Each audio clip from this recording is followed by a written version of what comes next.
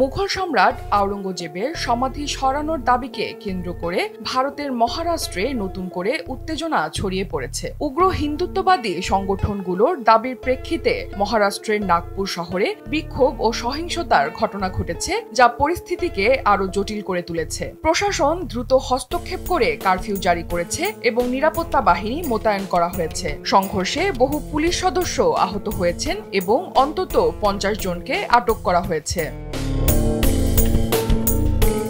মুঘল সম্রাট আওরঙ্গজেব আলমগীরকে বলা হয় ভারতীয় উপমহাদেশের সর্বশেষ কার্যকর মুঘল সম্রাট, যিনি ভারতকে 1658 থেকে 1707 এই অর্ধ শতাব্দী কাল ধরে শাসন করেছিলেন। ইতিহাসবিদদের কাছে তিনি বিতর্কিত ব্যক্তি হিসেবে পরিচিত। তার শাসনামলে মুঘল সাম্রাজ্য সর্বোচ্চ বিস্তৃতি লাভ করলেও ধর্মীয় কট্টরপন্থী শাসক হিসেবেই তিনি বেশি সমালোচিত। সম্রাট আকবরের মতো ধর্মনিরপেক্ষ নীতি অনুসরণ না করে আওরঙ্গজেব শরিয়া আইন কঠোর ভাবে বাস্তবায়ন করেছিলেন। হিন্দুদের ওপর জিজিয়া কর অর্থাৎ অমুসলিমদের জনপ্রতি বাৎসরিক ধার্যকৃত কর পুনর্বহাল এবং মন্দির ধ্বংসের অভিযোগ রয়েছে তার বিরুদ্ধে। তবে মার্কিন ইতিহাসবিদ অড্রে ট্রাস্কা তার বই Aurangzeb the man and the মিথে দাবি করেছেন এসব অভিযোগ অনেকাংশেই অতিরঞ্জিত।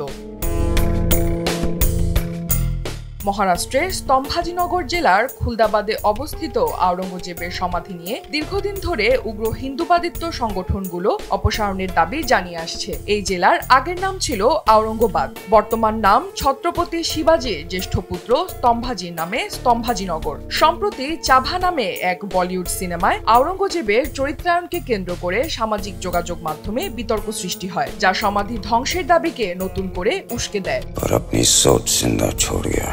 সোমবার নাগপুর শহরের মহল অঞ্চলে বেশ কয়েকটি হিন্দুত্ববাদী সংগঠন সমবেত হয়ে আওরঙ্গজেবের সমাধি সরানোর দাবি তোলে। বিক্ষোভকারীরা সম্রাটের প্রতীকী সমাধিতে সবুজ কাপড় ঢেকে আগুন ধরিয়ে দেয়। বিশ্ব হিন্দু পরিষদ নেতা অমিত বাজপাই বলেন, এই কবর আমাদের মাতৃভূমির জন্য এক কালো দাগ। গুজব ছড়িয়ে পড়ে যে পোড়ানো কাপড়ে পবিত্র কোরআনের আয়াত লেখা ছিল। এই খবর মুসলিমদের মধ্যে ক্ষোভের সৃষ্টি করে। সন্ধ্যায় ইফতার ও মাগরিবের নামাজের পর মুসলিমদের একটি দল প্রতিবাদে রাস্তায় নামে। এ সময় বিক্ষোভ সহিংসতায় রূপ নেয়। যানবাহন ও দোকানে অগ্নিসংযোগের ঘটনা ঘটে, পুলিশের ওপর হামলা চলে। পরিস্থিতি নিয়ন্ত্রণে পুলিশ লাঠিচার্জ ও কাঁদানে গ্যাস ব্যবহার করে এবং কারফিউ জারি করা হয়। সংঘর্ষে 25 জনেরও বেশি পুলিশ সদস্য আহত হন এবং অন্তত 50 জনকে গ্রেফতার করা হয়।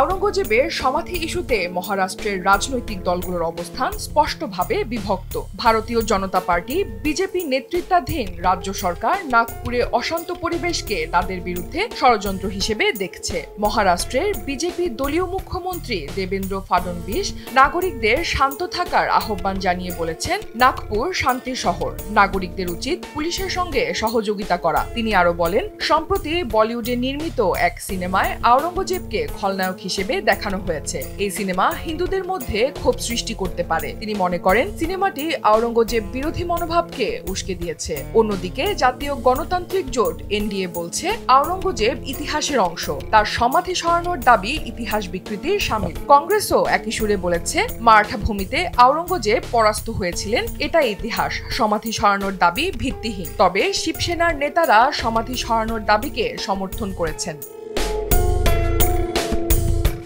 ভারতে মুঘল ইতিহাস নিয়ে বিতর্ক নতুন নয়। 2022 সালে মোদী সরকার স্কুলের ইতিহাস বই থেকে মুঘল সাম্রাজ্যের বেশ কিছু অধ্যায় বাদ দেয়। বিজেপি সমর্থকদের মতে আওরঙ্গজেব ছিলেন হিন্দু বিদ্বেষী শাসক, যিনি বহু মন্দির ধ্বংস করেছেন। তবে ঐতিহাসিক প্রমাণ বলছে আওরঙ্গজেব কিছু কিছু মন্দিরকে জমি ও আর্থিক অনুদানও দিয়েছিলেন। ভারতের প্রত্নতত্ত্ব সংরক্ষণ আইন 1958 অনুযায়ী আওরঙ্গজেবের সমাধি একটি জাতীয় গুরুত্বপূর্ণ স্মারক, যা আইনগতভাবে সুরক্ষিত। তবে সাম্প্রতিক ঘটনার প্রেক্ষিতে এটি রাজনৈতিক ও সাম্প্রদায়িক উত্তেজনার কেন্দ্রবিন্দুতে পরিণত হয়েছে। বর্তমানে নাগপুরের পরিস্থিতি থমথমে থাকলেও পুনরায় উত্তেজনা সৃষ্টি হতে পারে বলে আশঙ্কা করা হচ্ছে। প্রশাসন কঠোর অবস্থানে থেকে দাঙ্গা নিয়ন্ত্রণের চেষ্টা করছে। নাগরিকদের শান্ত থাকার আহ্বান জানানো হয়েছে। তবে সমাধি সরানোর দাবিকে ঘিরে উত্তেজনা আরও বাড়তে পারে বলে বিশ্লেষকদের আশঙ্কা। অনন্যা দাস, দেশ টিভি।